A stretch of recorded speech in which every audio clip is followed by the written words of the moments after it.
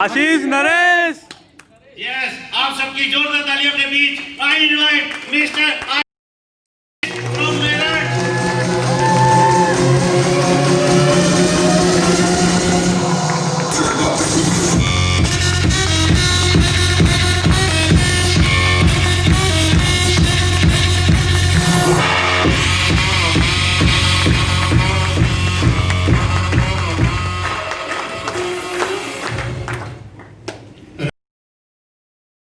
नमस्कार, सत श्री अकाल, अस्सलाम वालेकुम। बिना सर ने बता दिया, जाट हूँ और जाटों के बारे में कहावत है भाई, अक्ल होती नहीं और अगर होती है तो घुटने में होती है, और ये हमारी सबसे बड़ी खासियत है। भाई होती नहीं, इधर को चला दो हम इधर को चलते रहेंगे, इधर को चला दो हम इधर को चलेंगे। अगर थोड़ी सी है तो और तेज चलेंगे, दाएं बाएं देखते नहीं हम। हमें तो आप छोड़ दो, झोटे के मार देते हैं ना पीछे से, बस एक आर मार दो और फिर आपको वहां मिलेंगे जहां पहुंचना है। हो सकता है आप भी पीछे रह जाओ, हम मिलेंगे आपको खेत के टोले में, फिर आ जाओ पीछे पीछे। तो यहाँ भाई साहब दो बैठे हैं आर लगाने वाले, तो इन्होंने भगा दिया हमें, हम भाग लिए और अच्छा हुआ। ये कहावत कितनों ने सुनी है कि ऊपर वाला मेहरबान तो गधा पहलवान? सबने सुनी है? देखा किसी ने गधा? आज देख लो, मैं वो गधा हूं जिस पे ऊपर वाला मेहरबान है। भाई दो लेग, दोनों में क्राउन, कुछ करने की जरूरत है? भाई ऐसे ही तो मेहरबान होता है ऊपर वाला, दो लेग, दोनों में क्राउन, दोनों भाग रहे हैं और दोनों मेरा नाम ले रहे हैं। क्या धंधा है? आपको कुछ नहीं करना, आपने ऐसे लोग ढूंढ लेना है। आपने आशु नीतिका जैसे, आपने धर्मेंद्र जैसे, ऐसे लोगों को आपने ढूंढा, उन्हें ज्वाइन कराया। अकल की जरूरत नहीं है, उन्हें उठाओ, उन्हें उठाओ। जो भी आप लाइन, अब तो बहुत धुरंधर लोग आ गए जिन्हें देख के मेरे को भी दोबारा मन करने लगा कि नहीं यार, काम करते हैं बढ़िया से, एक बार फिर कुर्सी खतरे में है। बहुत सुन लिया। तो 5 मिनट है सर। कोरोना वायरस के बारे में कितने लोगों ने सुना है? सभी ने। डर कितने लोग रहे?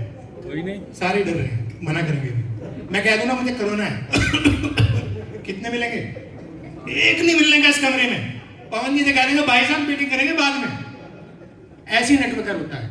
कोई कह रहा है ना मैं नेटवर्किंग कर रहा हूँ, तो जिस घर में बैठे होगे वो सोचेगा कोरोना का पेशेंट आ गया भाई, मतलब कैसे निकल जाए घर से, हमारे बाहर निकाल दो इसे। ऐसे ही होता है ना। मगर आपने भी कोरोना वायरस की तरह बेशरम होना है। देखो पूरी दुनिया ने पूरे जोर लगा लिए, मोदी जी ने फ्लाइट बंद कर दी, बस बंद कर दी, टैक्सी बंद कर दी, आपको घर में बंद कर दिया, फिर भी आपके पड़ोसी के घर में कोरोना पेशेंट है।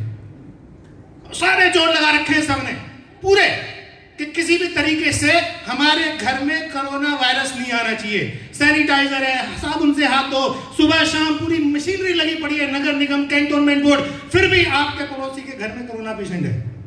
हमारे घर ना आए, दुआ करते हैं, ठीक, मगर पहुंचेगा जरूर भाई।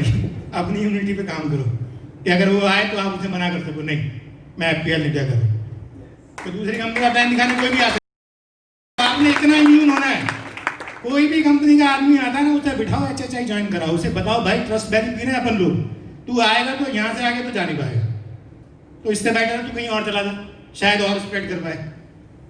मैं नेटवर्कर की बात करूँ, आया तो ज्वाइन करके जाएगा भाई, कहीं और जा ही नहीं सकता। तो सिमिलर होना चाहिए हम लोग। मैं कोरोना वायरस हूं और मुझे हिंदुस्तान के हर एक घर में पहुंचना है, मेरी टीम को हर एक घर में पहुंचना है। और इसका एक एग्जांपल है, आज 5 साल बाद हम लोग यहाँ बैठे हैं और बहुत बड़े बड़े धुरंधर, जिनका नाम लेने में भी जीभ अभी हिलती है, ऐसे ऐसे लोग इस बिजनेस में आ रहे हैं। तो अगर आप ठान लो ना एक बार, तो चीजें बनती हैं।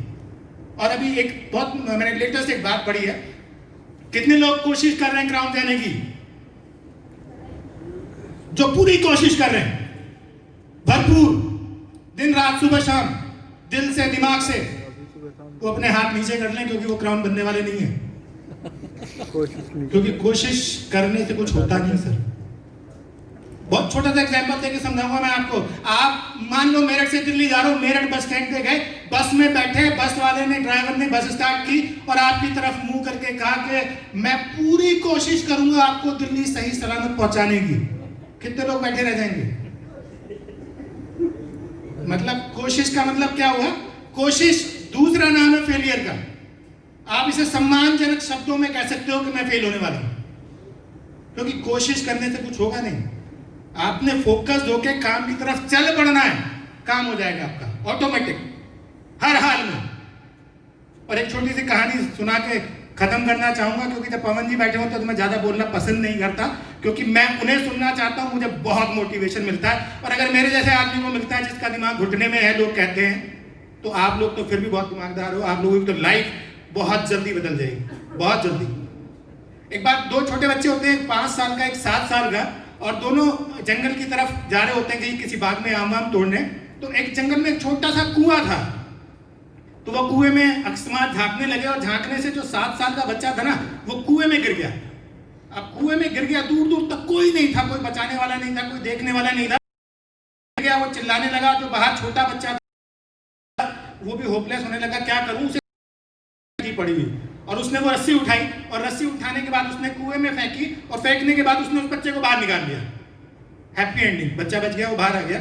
और बच्चे दोनों डरने लगे, आप क्या, चल जान तो बच गई, मगर घर वाले बहुत पीटेंगे कि तुम वहां करने क्या गए थे, और करने जो भी गए थे कुएं में गिर गया।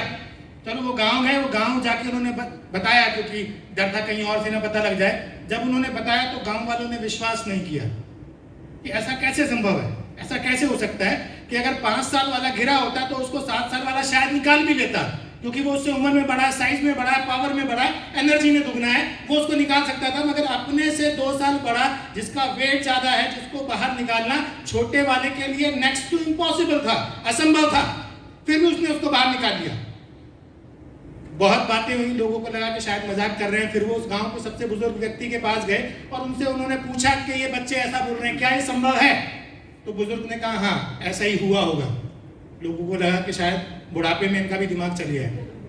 उन्होंने कहा क्या लॉजिक है, आप कैसे कह सकते हो? उन्होंने कहा बिल्कुल। उन्होंने बच्चे से पूछा बेटा ऐसा हुआ था? उसने कहा हाँ ऐसा हुआ था। गांव वालों ने पूछा फिर आप जस्टिफाई करो। तो उन्होंने एक छोटी सी बात कही, उस छोटी सी बात उन्होंने कहा वहां दूर दूर तक कोई तू नहीं कर सकता। उसके दिमाग में सिर्फ एक ही बात सेट थी कि ये करना है, दूसरा कोई थॉट उसके दिमाग में आया ही नहीं, और उसने उसको निकाल के बाहर कर दिया। और ये हम सबको पता अपनी पे आ जाए, मगर हमें हमारा पड़ोसी करने नहीं देता। आप उसके पास गए, आपने प्लान दिखाया, वो कहा अबे तेल बेचेगा, सिर में लगाने का, आंवले का, ऐसी होता। उसने ये बोला, आपने अपना झोला उठाया और घर। अगले दिन बीवी गई, तेरा पति तेल बेचने लगा, शाम का खाना भी नहीं मिलेगा अगले दिन। नहीं ऐसा होता है, मेरा बहुत बार बंद हुआ, मेरा अपने घर में भी बंद हुआ है। मैं ये आशु नेतिका 19 साल बाद ज्वाइन करें, आपको लगता है आसान था उनको ज्वाइन कराना? मतलब इतनी इंसल्ट हुई, आप पूछिए नहीं। मैं इनके घर गया, इन्होंने चाय बनानी बंद, पानी नहीं पूछते, मैं बैठा हूँ अकेला। मैं भी तो आग लगा दी थी, झोटा भाग रहा है, मैं जाऊँ तो हूँ नहीं। मगर एक बात और मैं बताता हूँ कि अगर आप सोच लो ना तो चीजें पूरी होती हैं। अब अगर आपके दिमाग में आ गया, अब हम नाम लेके ज्वाइन कराते हैं लोग, मतलब यहाँ एग्जाम्पल है, लोग हम एक बंदे को ढूंढते हैं, उस पर टिक मार्क लगाते हैं कि अगले 6 महीने में हमारे बिजनेस में आएगा। यहाँ पे बैठे हैं कुछ लोग जिनके साथ ये खेल खेला है।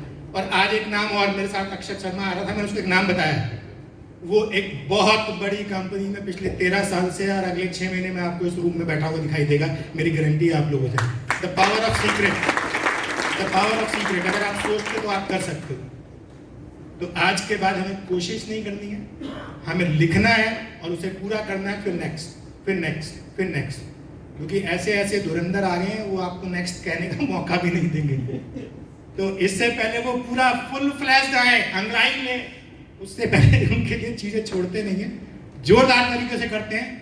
Thank you so much. और आप सभी इस बिजनेस पे बुलंदियों पे जाने वाले हैं, क्योंकि आप आज यहाँ बैठे हैं और ये इतिहास रचने का टाइम है। क्योंकि जो लोग डर के अपने घर बैठे हैं वो आपको इतिहास रचते हुए देखेंगे। मेरे वर्ड्स को आप मार्क कर लीजिएगा। आप सभी जीत चुके हैं, क्योंकि आप अपने घर से बात कदम निकाल चुके हैं। Thank you so very much, thank you. और सॉरी, मैं इस बिजनेस में होता नहीं। मतलब वो कहते हैं ना, इस पृथ्वी पे भगवान ने भेजा है, तो ये बहुत बड़ी मिस्टेक हो जाती। इस बिजनेस में मेरे को लेके आने वाले मांगू शर्मा जी हैं, मेरे भगवान हैं। मैं हाथ जोड़ के नमस्कार करूंगा। मतलब अगर वो नहीं होते तो आज मैं यहाँ नहीं होता। उन्होंने मुझे इस बिजनेस में पैदा कराया और मेरे लिए इतना ही बहुत है। उसके बाद भी बहुत सपोर्ट है, बेइंतहा सपोर्ट है। नहीं भी करते तो उनका एहसान मेरे से उतरना नहीं था। इतनी बेहतरीन बिजनेस अपॉर्चुनिटी उन्होंने मेरे को दी है। तो अगर कोई भी आपको इस बिजनेस में आके जोड़ के चला गया है तो ये आप पे ऊपर उसका एहसान है, और आप प्रूव कीजिए कि उसने आपके ऊपर सही भरोसा किया था। आप प्रूव कीजिए कि उसने आपको प्लान दिखा के गलती नहीं की। और ये कंपनी इतिहास रचने वाली है। अगले 5 साल में हमारे बाद अगले 10 नंबर तक आपको कोई दिखाई नहीं देगा। ये तय बात है 100%। Thank you so much. Thank you.